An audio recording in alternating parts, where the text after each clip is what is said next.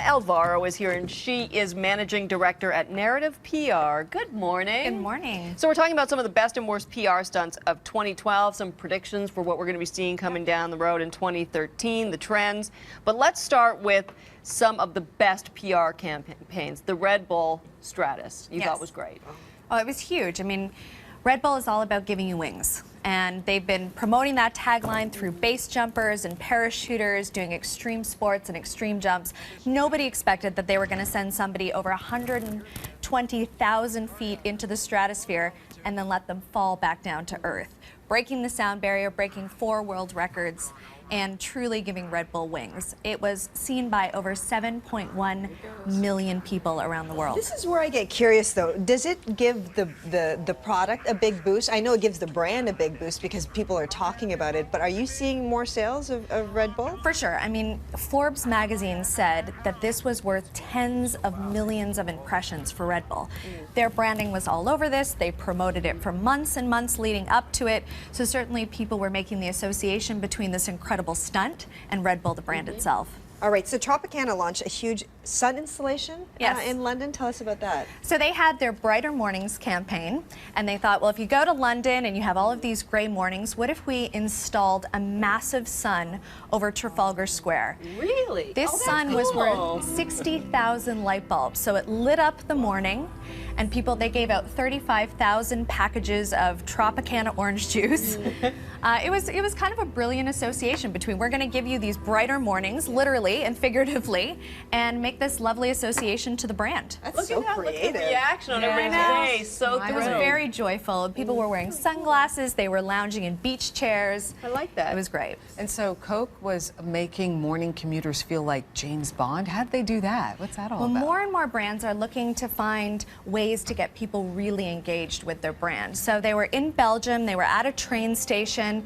And when people went up to the Coke Zero vending machine, they got a challenge. They had 70 seconds to complete, which looked like a James Bond 007 task or challenge. And it was to give them exclusive tickets to the Skyfall premiere. So they were literally running through the platforms. There were all kinds of obstacles in place. You see the janitors mopping, women with dogs in their way on the escalator, and people participated. They participated in droves. They had all of this amazing content, and they were able to use it to drive over 9 million views on YouTube.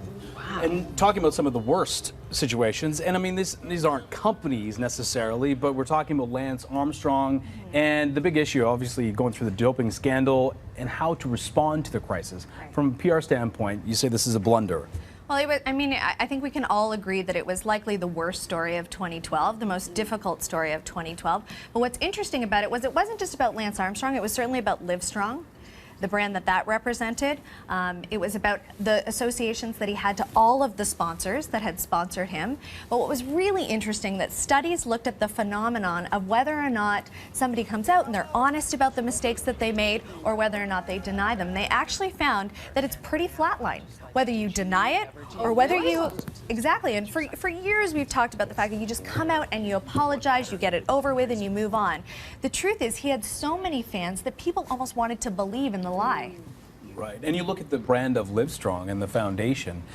What impact do you think all this is having on a company like this, and how does a company or a foundation like this respond to get back to what it says it and claims to be? Yeah, I mean, the tricky thing about Livestrong is that they're so associated with Lance Armstrong that having to pull away like a sponsor is so much more difficult for them. So trying to find the balance of creating their own brand outside of Lance and still maintaining all of what he brought to them in the first place, all of the celebrity and the spotlight that was shining on them, I think it's going to be really tricky for them over the next couple of years. What about Mitt Romney? That whole thing, and it was a verbal blunder at first, and then it just kind of got away from them. The moment I heard it. Full of women. Binder full of women. It was the second presidential debate, as you'll remember. He was responding to needing more women in the workforce, even in his governor's office. He talked about asking for binders full of women, bring in as many women as possible.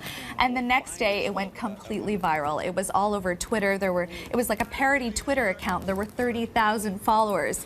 People were submitting photos to be part of the binder. Facebook had over 200,000 likes. This truly did get away from him, and it dogged him throughout the campaign. Yeah, it really did. And the Sesame Street thing. during the campaign. Yes, on that Yeah. too. It also affected Going it. after Big Bird. It's like, Yeah. you crazy That's people love right. Big Bird. Don't do that. In this situation, we always talk about how you would love to be in the boardroom when ideas like these are approved. What are you thinking? American know. Apparel, they had an online sale during Hurricane Sandy saying that if you're bored, go online and shop. This was one of the worst kind of company mistakes last year. For a company to take advantage of this awful situation where people were at home, they couldn't get out of their homes because of Hurricane Sandy. They were dying, and they Homes were said, decimated. if you're bored, we've got a sale on. We encourage you to be a part of it. They weren't the only brand to do that, but they were the only brand who didn't apologize afterwards. Really? Yeah, so they took a lot of heat for not only the sale itself, but for the fact that they had nothing to say to consumers after they really got angry and were demanding an apology. Do you think that's part of their brand, though, right? American Apparel is sort of synonymous with hipster culture, very apathetic, very we don't care. Yeah, and really pushing the envelope For with sure. their ads and the pictures. They are. We're used to seeing them being really provocative. They're super edgy. They kind of have a bit of a it's our way or the highway approach. So I think that it does fall in line with their brand, but this case it might have just gone a step too far. And so what are some of the trends that we're going to be seeing as we head into 2013, do you think, as far as the way people are trying to market their products to us? Well, because we have so much access to celebrity now, whether it's through Twitter or through any kind of branded content, brands in particular are looking for a way to break through. That's why you're seeing these huge stunts like sending somebody into the atmosphere. I think we're going to see more of that, huge activations, lots of ways for people to truly connect to the brand. I think we're going to see more and more celebrity announcements happening over Twitter. Jessica Simpson announces her baby. We hear about Kim Kardashian and her baby over Twitter. So I think we're going to see that as a forum.